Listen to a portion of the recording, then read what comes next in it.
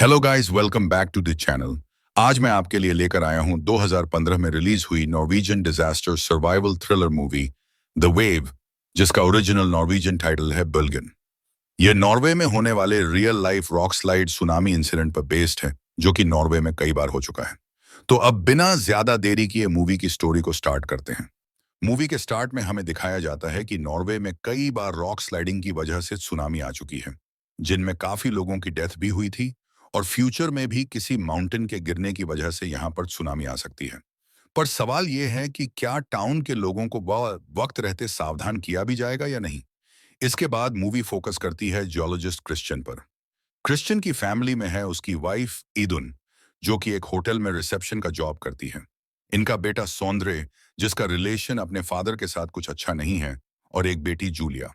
Christian का job पर आखिरी दिन था, क्योंकि यह लोग इस टाउन से दूसरे टाउन में शिफ्ट होने वाले हैं। इसके बाद क्रिश्चियन अपने ऑफिस जाता है, जिसका नाम है गिरेंजर।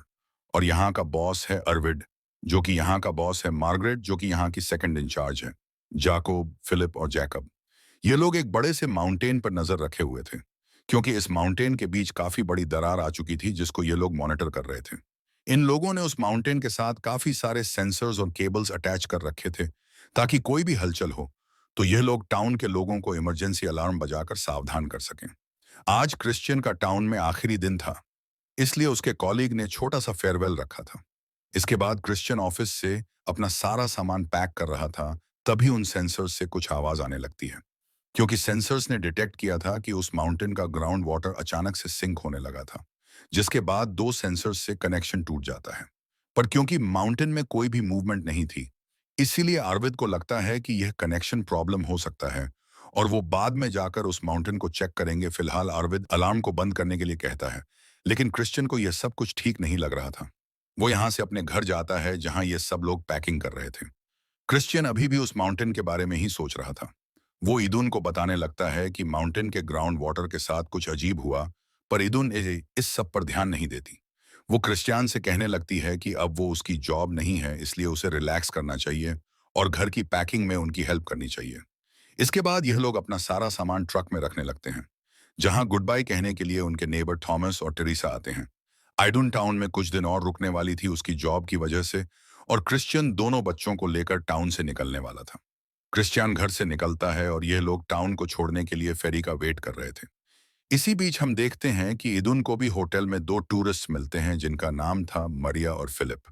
यहाँ कार में क्रिश्चियन माउंटेन के बारे में ही सोच रहा था, और वो अपनी ही एक थियरी बनाने लगता है, जिसके बाद वो यहाँ से निकलता है और अपने ऑफिस की ओर जाने लगता है। यहाँ से जाते वक्त वो सौंद्रे और जूलिया को कार में ही वेट करने के लिए कहकर यहाँ से चला जाता है। ऑफिस में क्रिश्चियन सबको समझाने लगता है कि शायद उस माउंटेन के ग्राउंड वाटर को कोई और रास्ता मिल गया होगा, जहां से वो सारा पानी निकाल रहा था। इसका मतलब ये हो सकता है कि उस माउंटेन में एक और दरार पड़ चुकी है, और अगर ऐसा हुआ तो वो माउंटेन जल्द ही पानी में गिर जाएगा, जिसकी वजह से काफी बड़ी सुनामी भी आ सकती है। और उस सुनामी की वेव का साइज 80 मीटर तक हो सकता है, जो कि इनके पूरे टाउन को आसानी से डिस्ट्रॉय कर देगी। इस सब के बाद क्रिश्चियन और जाकोब माउंटेन को चेक करने के लिए जाते हैं, जहां उन्हें वो टू केबल्स टूटी हुई मिलती हैं। आर्विद को अभी भी ऐसा लग रहा था कि सिचुएशन अंडर कंट्रोल है। क्रिश्चियन और आर्विद ऐसी काफी देर तक बहस करता है, पर आर्विद कोई भी एक्शन नहीं लेने वाला था, क्योंकि यह साल का वो वक्त था जब इनके टाउन में काफी सारे टूरिस्ट विजिट करते हैं, और अगर यह लोग उस इमरजेंसी अलार्म को एक्टिवेट कर देंगे तो पूरे टाउन में एक पैनिक सिचुएशन क्रिएट हो जाएगी। आर्विद ऐसा नहीं चाहता, क्योंकि उनके टाउन को इससे काफी ज्यादा लॉस हो सकता है। यह क्रिश्चियन की बातों पर कोई भी भरोसा नहीं कर रहा था, इसलिए क्रिश्चियन यहाँ से निकल जाता है। कार के पास जाने पर उसे पता चलता है कि सौंद्रे और जूलिया कार में मौजूद नहीं थे। क्रिश्चियन को इस समय काफी ज्यादा टाइम लग चुका था, इसलिए वो दोनों होटल में इनके पास जा चुके थे। इसके बाद क्रिश्चियन भी होटल जाता है, जहां ईदुन इन सब से कहती है कि आज रात वो इस होटल में ही रुकने वाले हैं, क्योंकि इन लोगों ने घर से सारा सामान शिफ्ट कर दिया था। सौंद्रे होटल में ही रुक जाता है, पर जूलिया को घर जाना था, इसीलिए क्रिश्चियन जूलिया को लेकर घर जाता है। रात को क्रिश्चियन रियलाइज करता है कि माउंटेन की वजह से काफी ज्यादा डाइवर्ट हो चुका है, और वो अपनी पर्सनल लाइफ पर फोकस नहीं कर पा रहा। आज उसने अपने बच्चों को भी काफी देर तक कार में अकेला छोड़ दिया था, जो कि उसे नहीं करना चाहिए था, इसलिए वो ईदुन को टेक्स्ट करके उससे माफी मांगता है। इसी बीच हम देखते हैं कि ईदुन को भी यह पता लगता है कि अगर वो माउंटेन गिर जाता है तो टाउन में काफी बड़ी सुनामी आ सकती है, और इससे बचने के लिए उन्हें टाउन की सबसे ऊंची जगह पर जाना पड़ेगा, जहां पर वो वेव नहीं पहुंच सकती। यहाँ सौंदर्य को रूम में बोर होने लगता है, इसलिए वो रूम से निकल जाता है। आगे बढ़ते हुए वो इस होटल के बेसमेंट तक पहुंच जाता है। अब वो अंदर जाता है और अपने हेडफोन्स में काफी ज्यादा लाउड म्यूजिक लगाकर वो यहाँ पर स्केटिंग करने लगता है। आगे हम देखते हैं कि उस माउंटेन के सेंसर्स अचानक से माउंटेन की कॉन्ट्रैक्ट होने की इंडिकेशन दे रहे थे। मार्गरेट आर्विड को इन्फॉर्म करती है, जिसके बाद आर्विड और जाकब माउंटेन को चेक करने के लिए जाते हैं। यहाँ आर्विड सेंसर्स की इंडिकेशन को कंफर्म करता है, यानी कि जो कुछ वो सेंसर्स डिटेक्ट कर रहे थे वो सब सही था। इसी बीच जाकब दूसरे सेंसर को चेक करने के लिए जाता है और यहाँ उसने अपना हार्नेस निकाल दिया था। इधर क्रिश्चियन भी रात को अचानक से जाग गया था और वो ऑफिस में कॉल करके माउंटेन की सिचुएशन को पता करने लगता है। मार्गरेट से सब कुछ बताती है, जिसके बाद वो अपनी पुरानी फाइल्स में और भी इंफॉर्मेशन ढूंढने लगता है। यहाँ माउंटेन में जाकब का पैर एक जगह पर फंस चुका था, तो आर्विद उसकी ओर बढ़ने लगता है। तभी अचानक से वो माउंटेन अनस्टेबल हो जाता है और उसके काफी सारे हिस्से नीचे गिरने लगते हैं। और इधर क्रिश्चियन भी अंदाजा लगा लेता है कि वो माउंटेन जल्द ही गिरने वाला है। वो आर्विद और जाकब को कॉल करता है और तुरंत ही वहां से निकलने के लिए कहता है। पर तब तक काफी देर हो चुकी थी और वो माउंटेन गिरने लगता है। यहाँ आर्विद को एहसास होता है कि उसने पूरे टाउन को कितने बड़े खतरे में डाल दिया था। इसीलिए वो जाकब को अपना हार्नेस भी दे देता है और मार्गरेट से कहता है कि अलार्म को एक्टिवेट करें। और इतना कहने के बाद ही वो पहाड़ नीचे गिरने लगता है, जिसके साथ साथ आर्विद भी नीचे गिर चुका था। पूरे टाउन में इमरजेंसी अलार्म बजने लगता है और हम देखते हैं कि उस माउंटेन के गिरने की वजह से काफी बड़ी वेव अब इस टाउन की ओर बढ़ने लगती है। क्रिश्चियन जूलिया को लेकर अपनी कार में बैठे यहाँ से निकलता है और साथ ही साथ वो ईदून को कॉल भी कर रहा था। ईदून ने भी अलार्म सुन लिया था और वो होटल के सभी लोगों को वहां से निकाल रहे थे। तभी उसे क्रिश्चियन की कॉल आती है और वो उसे बताता है कि उसके पास आने वाला है। पर ईदून क्रिश्चियन से कहती है कि उसे जूलिया को लेकर किसी ऊंची जगह पर जाना चाहिए, जहां पर वो वेव नहीं पहुंच सकती। क्रिश्चियन कहता है कि वो सभी वहां से साथ में निकालेंगे, पर ईदुन उसे बताने लगती है कि उनके पास एक बस है और वो सभी लोगों को लेकर जल्द से जल्द वहां पर पहुंचेगी। क्रिश्चियन ना चाहते हुए भी जूलिया को लेकर उस जगह पर जाने लगता है, पर पूरे टाउन में काफी पैनिक फैल गया था, इसलिए वहां पर काफी ज्यादा ट्रैफिक जाम लग चुका था। यहाँ देखते हैं कि आइडून सभी को लेने के बाद सोंड्रे के पास जाती है, पर सोंड्रे तो अपने रूम में नहीं था। अब इन सभी को बस में बैठने के लिए कहकर पूरे होटल में सोंड्रे को ढूंढने लगती है और यहाँ आइडून की मदद करने के लिए मरिया भी उसके पीछे जाने लगती है और मरिया को रोकने के लिए उसके पीछे फिलिप भी जाता है। यहाँ क्रिश्चियन भी जूलिया को लेकर पैदल ही आगे बढ़ने लगता है। आगे जाने के बाद उसे थॉमस और टेरेसा मिलते हैं, जिन्हें वो अपने साथ चलने के लिए कहता है।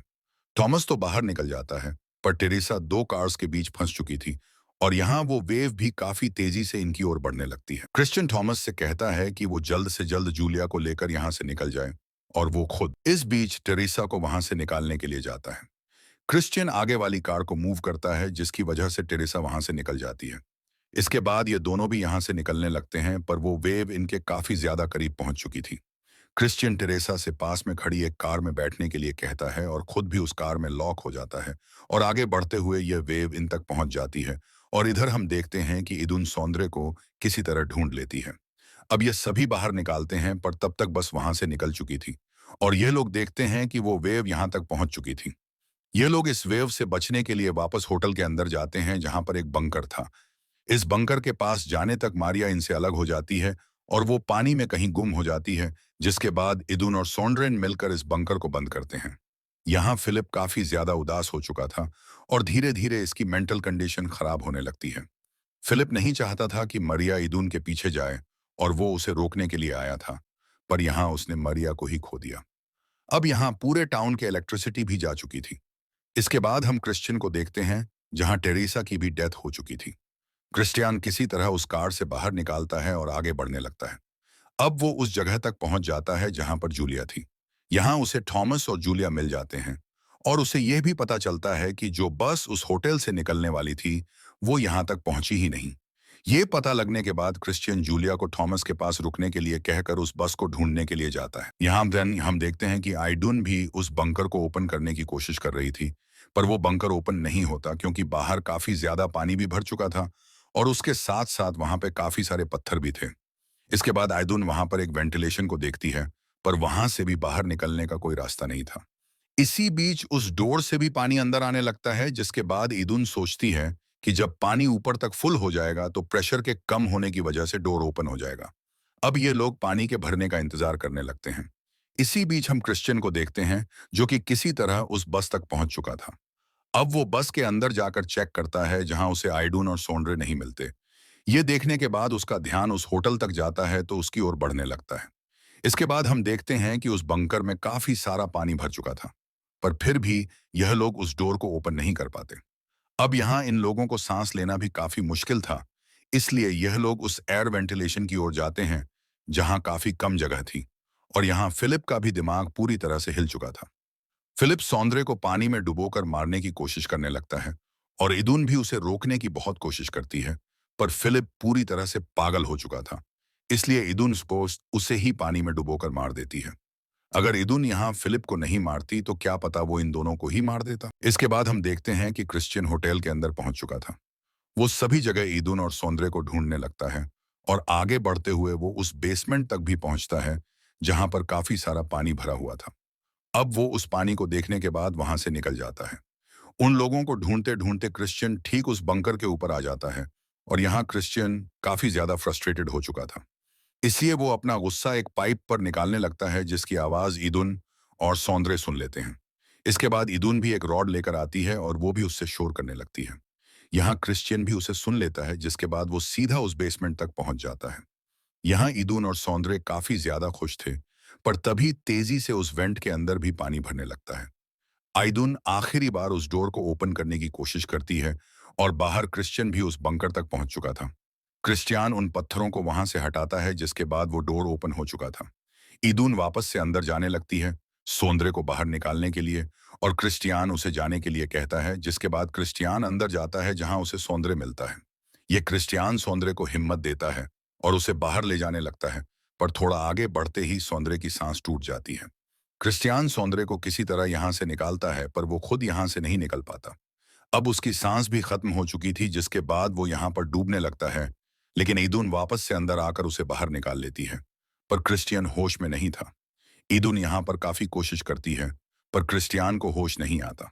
इसके बाद सौंदर्य आखिरी बार कोशिश करता है, और अचानक से ही क्रिस्टियान होश में आ जाता है।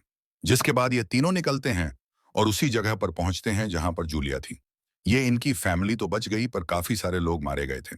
मूवी के एंड में हमें बताया जाता है कि नॉर्वे में काफी सारे ऐसे माउंटेन्स हैं, जिनके गिरने के कारण यहाँ पर कभी भी सुनामी आ सकती है, और सभी एक्सपर्ट्स को भी इस बारे में अच्छे से पता है, पर कोई भी नहीं जानता ऐसा होगा कब। इसी के साथ ये मूवी यहाँ पर एंड हो जाती है।